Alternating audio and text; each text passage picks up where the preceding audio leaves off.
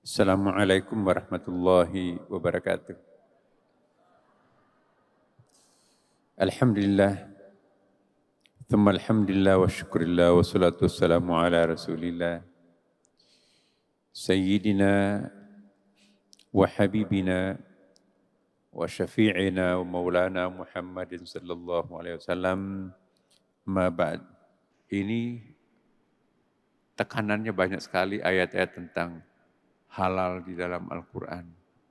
Banyak sekali ayat-ayat mewanti-wanti kita untuk tidak makan yang haram. Untuk apa Allah melarang dan memerintahkan? Semua larangannya juga bukan karena ada kepentingan Allah di situ, enggak.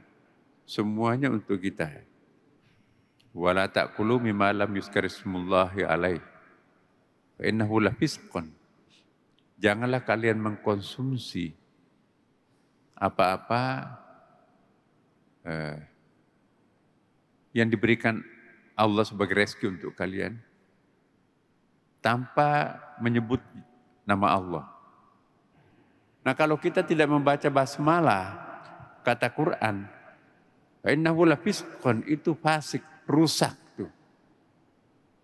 Dalam hadis, makanan yang kita makan tidak membaca basmalah, ikut setan itu melalui sari-sari makanan yang kita makan.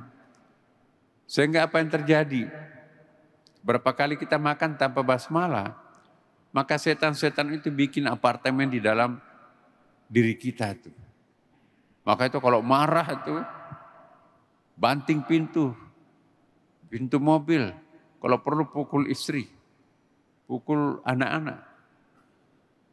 Ya, matanya berkaca-kaca itu, marah. Itu setan yang membangun asrama dalam dirinya itu, demonstrasi itu. Kenapa? Karena dia tidak pernah membaca basmalah pada saat makan. Jadi enggak berkah. Makanannya pun juga karena mungkin enggak pakai basmalah, ya tidak ada doa, tidak ada syukur di situ.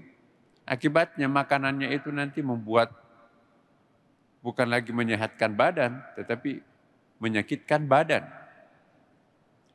Ya. Dan yang kedua adalah pada saat makan atau mengkonsumsi makanan rohani harus membaca basmalah juga. Karena itu kan juga kita butuhkan mengenyangkan akal, mengenyangkan hati kita. Baca basmalah juga. Nah, kalau kita menuntut ilmu, mencari ilmu, mendapatkan ilmu tanpa baca basmalah, maka ilmu itu pun juga enggak berkah. Ya. Semakin pintar, semakin kurang ngajar. Kenapa? Karena setan ikut masuk bersama sari-sari makanan intelektual yang kita makan.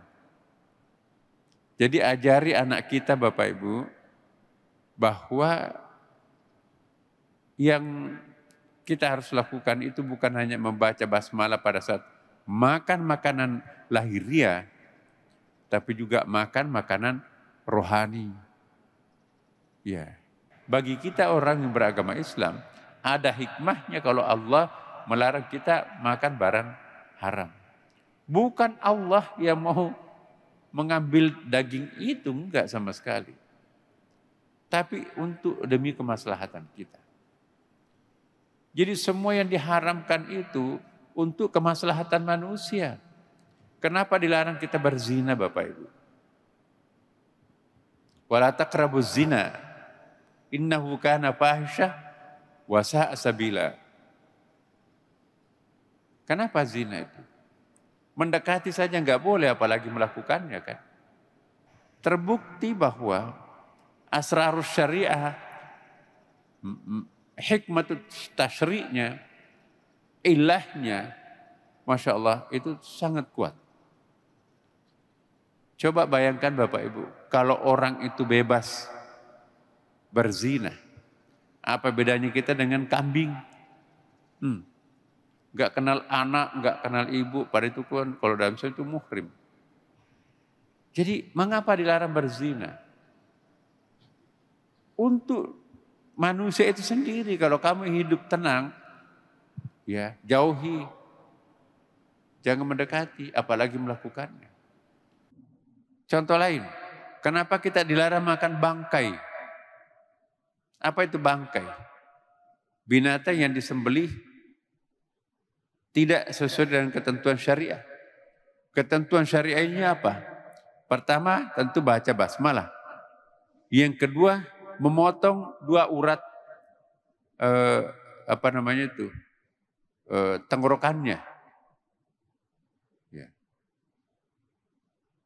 Kalau tidak dilakukan salah satunya itu haram tuh.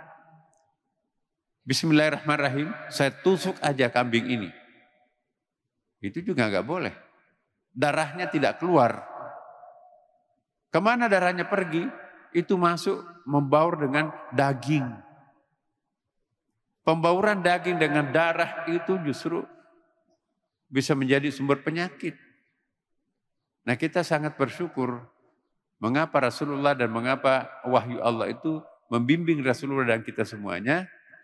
Kita itu diminta untuk menyembelih dengan sesuai dengan syariah. Nawaitu an asbaha wajadain.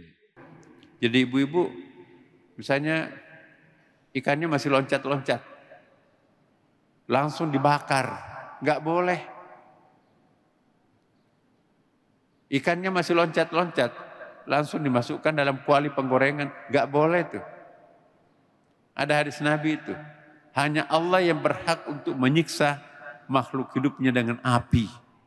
Jadi persoalan kita bukan hanya persoalan halal, tapi juga adalah kemiskinan. Di Indonesia alhamdulillah kita masih bisa seperti ini. Cuman yang perlu kita tekankan Bapak Ibu, tanda syukur kita kepada Allah ialah jangan makan makanan yang haram. Bagaimana caranya? Bapak Ibu jangan terkecoh. Penjualnya pakai jilbab. Bawa anak-anak keluarga itu makan. Ini aja Pak, jilbab penjualnya. Mbak, halal enggak makanannya? Ya. Katakan sebenarnya ya, halal enggak? Dia gini, Pak jangan bilang ke bos saya Pak, makanan ini enggak halal Bapak. Apanya? Minyaknya.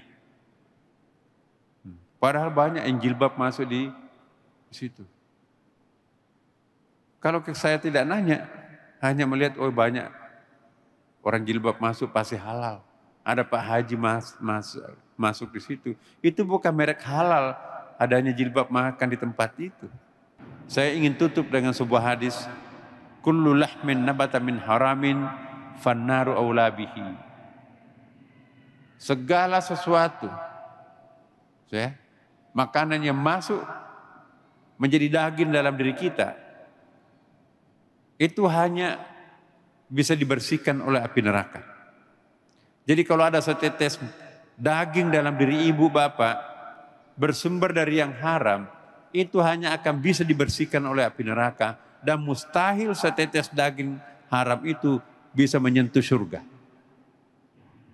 Selamat jalan menuju surga Bapak Ibu sekalian. Wallahul muwaffiq ila aqwamit thariq. Wassalamualaikum warahmatullahi wabarakatuh.